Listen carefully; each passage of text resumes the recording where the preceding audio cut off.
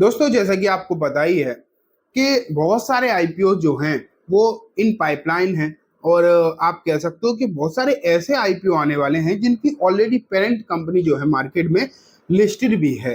तो आज ना मैं एक ऐसे ही आईपीओ के बारे में बात करूंगा, अपकमिंग आईपीओ के बारे में, जिसका नाम है आईसीआईसीआई प्रू एएमसी।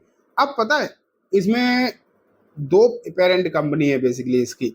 अब कौन सी पेरेंट कंपनी जिसका शेयर होल्डिंग कोटा आपको दिखाई देने वाला है इसमें, वो हम आज की इस वीडियो में बात करेंगे। लेकिन इसकी कंप्लीट डिटेल्स आज हम जो है डिस्कस करेंगे। इसकी पूरी डिटेल के बारे में बात करेंगे, कब आईपीओ आने वाला है, अभी क्या स्टेटस है, और ये बहुत जल्दी आने वाला है, ये मैं आपको शुरू में ही बता दूं। ठीक है, इसका DRHP भी फाइल हो चुका, पेपर फाइल हो ही चुके हैं। तो मैं आपको पूरी डिटेल विद, आप कह सकते हो, जो कि इसके फाइनेंशियल्स क्या हैं, कंपनी के हालात क्या है, वो भी हम डिस्कस करेंगे। शेयर होल्डिंग कोटा के लिए हमें क्या करना है वो भी हम बात करेंगे। ठीक है, तो मैं स्टार्ट करता हूँ। लेकिन दोस्तों, आपसे रिक्वेस्ट करना चाहूँगा, मैंने जैसे कि आपको पहले ही बताया था कि इस चैनल पर मल्टीपल स्ट्राइक्स की वजह से बहुत सफ़र करना पड़ा है चैनल को। तो आपसे सपोर्ट की रिक्वेस्ट कर सकता हूं मैं कि आप ज़्यादा से ज़्यादा सपोर्ट करें, लाइक करें वीडियोस को, सब्सक्राइब करें चैनल को, शेयर भी करें अगर हो सके तो, जिससे कि चैनल की रीच जो पहले थी, जो खो चुकी है अब पूरी तरीके से, वो दोबारा आ सके। तो चलो मैं स्टार्ट करता हूँ, मैं आपको स्क्रीन पर लेकर चलता हूँ। ठीक है, तो आप यहाँ पर देखो, आपके सामने मैंने रख दिया है अपनी स्क्रीन को। ICICI Pru AMC, Inox clean energy, among 5 companies that filed IPO paper last week. यहाँ अगर आप देखोगे तो कुछ कंपनीज हैं जिसमें ICICI Prudential AMC, Inox clean energy, इन दोनों ही कंपनीज की पेरेंट कंपनी मार्केट में है। और भी 5 ऐसी कंपनीज यहाँ पर लिखी गई हैं जिनके पेपर जो है फाइल हो चुके हैं। और कौन कौन सी कंपनी है वो देख लो। ओरिएंट केबल आपको यहाँ पर जो है देखने को मिल रही है, आइनॉक्स क्लीन एनर्जी नजर आ रही है, एक्कॉन इक्विपमेंट्स, ये पता नहीं इसका कुछ है कि नहीं, क्या कैसा रिटेल, और ये कुछ कंपनी है। लेकिन बेसिकली हम जो डिस्कस करने वाले हैं वो आईसीआईसीआई प्रूडेंशियल एएमसी के बारे में डिस्कशन करेंगे। एंड इसी की जो डिटेल्स हैं उन्हें ही हम आज की इस वीडियो में समझने की कोशिश करेंगे। तो मैंने आपके सामने डिटेल्स रख दी हैं। ठीक है, यहाँ आप देख पा रहे हो कि इसकी जो मतलब क्या क्या चीज़ें हैं वो आपको यहाँ पर देखने को मिलेगा। तो बेसिकली अगर देखो तो डेट तो अभी आई नहीं है, लेकिन सेबी को पेपर फाइल हो चुके हैं। कब ये पेपर फाइल हुए हैं? 8 जुलाई 2025 को। तो बहुत जल्दी सेबी इन्हें क्लियरेंस देगा और ये आईपीओ मार्केट को हिट करेगा। लेकिन अब इशू साइज क्या होने वाला है वो आप यहाँ पर जरूर देखो। 1,76,52,090 शेयर्स का इशू साइज जो है आपको देखने को मिलेगा। पूरा का पूरा बुक बिल्डिंग आईपीओ जो है होने वाला है। अगर देखोगे आप share holding pre issue and share holders holding post issue ये छोड़ो, लेकिन मैं रिटेल कोटा लगभग 35% के आसपास आएगा, उससे कम नहीं आएगा, उससे आगे आ सकता है। लेकिन यहाँ पर अभी शेयर होल्डिंग कोटा की बात करी गई है नहीं करी गई है, यहाँ पर देखो लिखा है शेयर होल्डर्स के लिए अप टू, मतलब शेयर होल्डर्स के लिए लिखा है इन्होंने 2 लाख तक की बिड लगाई जा सकती है। तो शेयर होल्डर कोटा तो है ही, ये यहाँ पर लिखा है share holders plus RII NII। तो यहाँ तो ये तो लगभग आप पक्का मान के चलो कि शेयर होल्डिंग कोटा तो है, शेयर होल्डिंग कोटा लगेगा, ये बात तो लगभग पक्की हो गई। अब आईसीआईसीआई प्रूडेंशियल एएमसी के बारे में जानते तो सब है।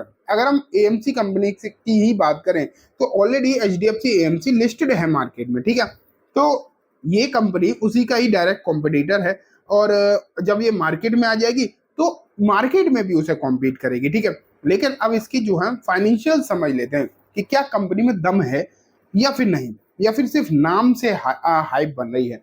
तो अगर हम देखें 23, 24, 25 के आंकड़े रखे गए हैं। एसेट अगर आप देखो, ये नंबर सब करोड़ में है। ठीक है, ये भी समझ लेना, यहाँ पर लिखा है साहब सब अमाउंट इन करोड़। ठीक है, समझने और बोलने में दिक्कत नहीं होगी। 2804 करोड़ था एसेट 2023 में, 3554 था 24 में, एंड 4383। एसेट का बढ़ना अच्छा माना जाता है, एसेट का घटना खराब माना जाता है। लायबिलिटीज का बढ़ना खराब माना जाता है, लायबिलिटीज का घटना अच्छा माना जाता है। इन चीज को आपको समझना चाहिए। एसेट वो होते हैं जो ग्रोथ देते हैं, लायबिलिटीज वो होती है जो लग्जरी देती है लेकिन ग्रोथ को कम करती है। ठीक है, तो अब बात आती है रेवेन्यू की। मैं आपको बीच बीच में जो जो इंपॉर्टेंट मुझे लगता है कि ये टर्म आपको समझनी चाहिए वो समझाता रहता हूँ। तो पूरी वीडियो अगर आप देखोगे तो बहुत कुछ समझने को मिलेगा। अब आती बात रेवेन्यू की। 2838 से 3761 हुआ 24 में एंड बढ़कर 25 में हुआ 4979 करोड़। रेवेन्यू बढ़ना भी अच्छी बात है, डेफिनेटली रेवेन्यू बढ़ना मतलब आपके बिजनेस का साइज बढ़ रहा है, सीधे सीधे आप ये कह सकते हो रेवेन्यू ग्रोथ मतलब बिजनेस की साइज बढ़ रही है। लेकिन रेवेन्यू के साथ साथ प्रॉफिट भी बढ़ना चाहिए। अगर रेवेन्यू बढ़ रहा है प्रॉफिट नहीं बढ़ रहा तो दिक्कत है। लेकिन देखते हैं यहाँ प्रॉफिट बढ़ रहा है, 1515 से बढ़कर 2049 हुआ, फिर 2650 हुआ, तो नो डाउट प्रॉफिट भी कहीं ना कहीं आपको बढ़ता हुआ दिखाई दे रहा है, इसमें तो बिल्कुल भी कोई डाउट वाली बात नहीं है। तो नंबर्स तो asset revenue and profit after tax में अगर हम देखें तो इंक्रीजिंग है, जो कि बहुत बेहतरीन है। एबिटा अगर आप देखोगे 2072 से बढ़कर 2780 से बढ़कर 3636, तो बेसिकली एबिटा भी आपको ग्रोथ दिखाई, एबिटा में भी ग्रोथ दिखाई दे रही है। अब नेटवर्थ भी अगर आप देखो तो ग्रोइंग ही है, एंड साथ में रिजर्व्स एंड सरप्लस अगर आप देखोगे तो ये भी बढ़ रहे हैं। तो नंबर पूरे के पूरे जितने भी नंबर्स आपको यहाँ पर नजर आ रहे हैं, बेहतरीन नंबर आपको देखने को मिल रहे हैं, इसमें बिल्कुल भी कोई डाउट वाली बात नहीं है। लेकिन उससे भी ज्यादा इंपॉर्टेंट है केपीआईज।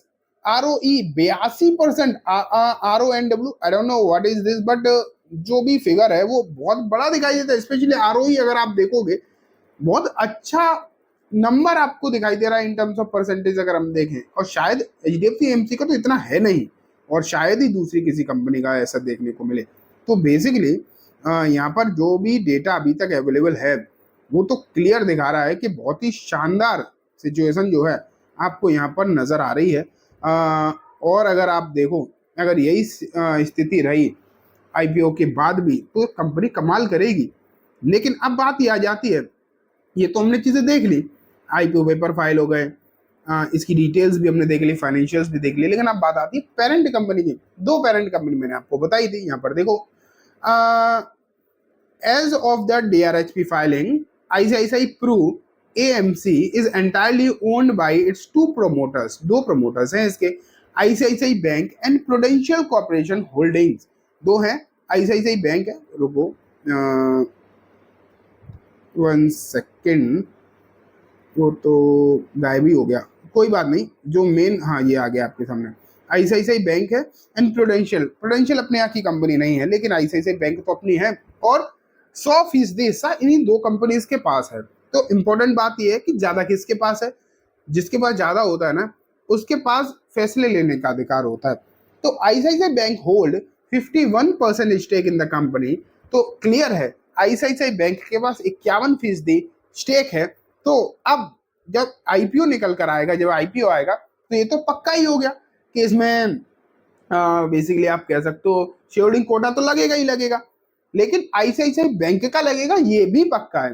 तो अब बात निकल कर आती है कि शेयर होल्डर कोटा तो आएगा, ये बात तो हो गई फाइनल, लेकिन कितने शेयर्स चाहिए ये तो हमने देख लिया कि क्या चाहिए, हमें चाहिए ICICI बैंक, लेकिन कितने चाहिए, कितने भी हो, एक भी हो तो भी चलेगा, 1000 हो तो भी चलेगा, 10 हो तो भी चलेगा। नंबर ऑफ शेयर से मतलब ही नहीं होता, सबसे पहले आप इस बात को समझो, नंबर ऑफ शेयर से मतलब होता ही नहीं है। मतलब होता है अगर आपके पास एक भी है ना तो भी आप जो है शेयर होल्डर्स हो उस कंपनी के, तो आप अगर एक शेयर भी होल्ड करते हो तो भी आप एलिजिबल हो, और पूरी तरीके से एलिजिबल हो, उतने ही एलिजिबल हो जितना कि 1000 शेयर वाला है। ठीक है, तो मैंने आपको ICICI Pru AMC का जो IPO आने वाला है उसकी पूरी डिटेल बता दी जो अभी तक अवेलेबल है। डेट्स अभी आई नहीं है, पेपर फाइल हो गए, जल्द ही चीजें सामने आएंगी। तो चलिए दोस्तों, आज की वीडियो में बस इतना ही। वीडियो पसंद आई हो तो लाइक करना, चैनल को भी जरूर सब्सक्राइब करना, जाते रहते बेल आइकन भी दबाना, जिससे कि जब भी मैं कोई नई वीडियो डालूं आपके पास नोटिफिकेशन आ जाए। एंड ये दोस्तों वीडियो सिर्फ और सिर्फ एजुकेशन इन्फॉर्मेशन पर्पज से है, तो इसे किसी भी तरीके की बाइंग सेलिंग की रिकमेंडेशन के तौर पर बिल्कुल भी ना देखें। Thank you.